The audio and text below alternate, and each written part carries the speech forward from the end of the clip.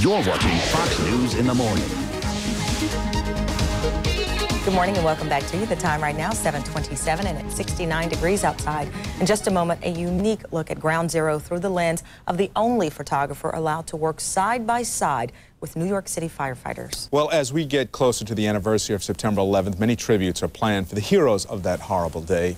It is still impossible to understand the depths of devastation from the scene. But Chicago native Gary Suson attempted to capture the emotion through his camera lens. He was the only photographer in the world allowed to shoot side by side with New York firemen during the recovery. And Gary's put together a book of his photographs as a tribute to the heroes. It's called Requiem: Images from Ground Zero. It comes out on September 11th, but we have an exclusive preview for you this morning. Gary, thank you for joining us on the show this morning. Thank you for having me. I think the coat that you're wearing is probably very telling of the trust that you got from the guys. That's a Rescue 1 coat. I'm very familiar with it. Yep. And how were you able to gain their trust and able to get this kind of access as a photographer? Well, in December of 2001, the Firefighters Union learned that I was arranging for the sickest of the firemen to receive free medical treatment for their lungs and some of the chemical allergies that they had developed. And eventually they found out about my photography website, which was a tribute to the people who had died. And they called me in to discuss the possibility of having me be the official photographer at Ground Zero to document the recovery. And that website, I think, was probably significant, is that you didn't sell a single image to anyone, to magazines or anything. It was there for them in a lot of respects. Exactly. I was there for the people of America to try to connect on a deeper level, and I didn't want to be disrespectful to the firemen and have them wake up in the morning and see their images in the newspapers. I have family, firefighters who were there, and I saw in your book people I know, and it was very touching for me to go through it. Let's go and show some of the people, specific pictures. Yep. This first one we call A Message in the Ashes. Tell me a little of the story behind that picture in particular. Sure, that was at the end of January, and there was a steep incline about 60 feet down at the bottom of Ground Zero. I saw some charred pages, and I asked the chief if I could photograph it, and he said to do it quick because it was dangerous. I walked over, I took a photograph, and I pulled the paper away, and underneath were these 3 lone pages from the Bible, one of them facing me, and I took a photograph of it. But I had to run to a recovery, so I didn't get a chance to realize until the next day that it was passage from the Bible, Genesis 11, the Tower of Babylon. Yeah, a lot of people saw that picture as significant to them that God was watching over the victim. So it became a very powerful picture. Yeah.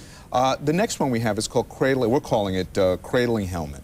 Yeah, that's retired firefighter Lee Ielpe. His son Jonathan was killed on 9/11. He recovered his son on December the 11th, and next to his son was his helmet. And a lot of the fathers entrusted me to photograph them with some of their sons' belongings recovered at Ground Zero. It had to be an emotional moment for you as well. I mean, you're sitting there watching, and this is a thing that happened again and again and again, where people are pulling out their loved ones, pulling out images of their loved ones. What was it like? Brutal. It was horrible. To watch a lot of these firemen dig not only for the civilians, but dig for their sons, their brothers, and find them in the condition that they were.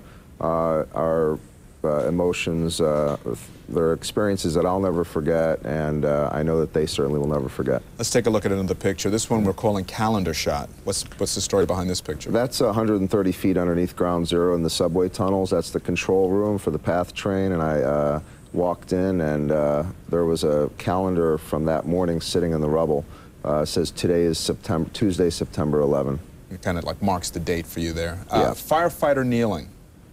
Yeah, that was taken early morning in March, and I turned around. I was getting ready to leave Ground Zero, and I knew that this Oscar Garcia from Ladder 7, he was digging for hours, and just as I turned around to leave, he was, I would later find out that he was taking a little mini prayer. He used to do little mini prayers, and I took that photo, and it took me months to track him down later, but I showed it to him. He says, yep, I was praying.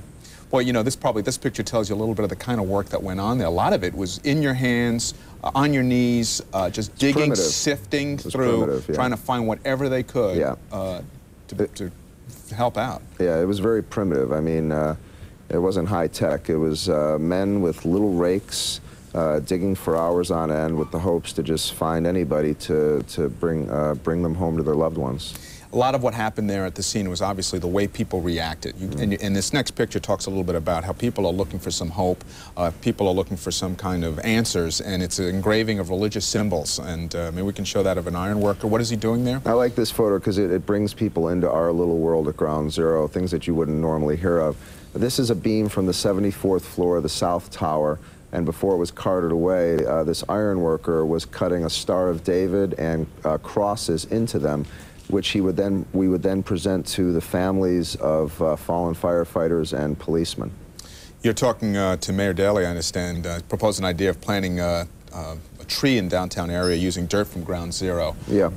Just kind of make it personalize it for people here as well. Actually, one of the firefighters from Rescue 1, Paul Geidel, lost his son Gary, and he gave me some ash from Ground Zero to plant a World Trade Center tree in Chicago. So I've suggested the idea to Mayor Daley, and hopefully that will go through. And I also brought you a piece of glass from the World Trade Center. Oh, thank you. And this is the special memorial patch that's worn on the side of the bunker jackets for the firemen. This is important stuff. I really appreciate you giving me this. It's great to be here in my hometown. Yeah, your website is september11.net. Yeah. The book is called Requiem, Images of Ground Zero. Yeah. Photographer Gary Suson. Thank you for making time for us. Thank you very much. To have you on the show.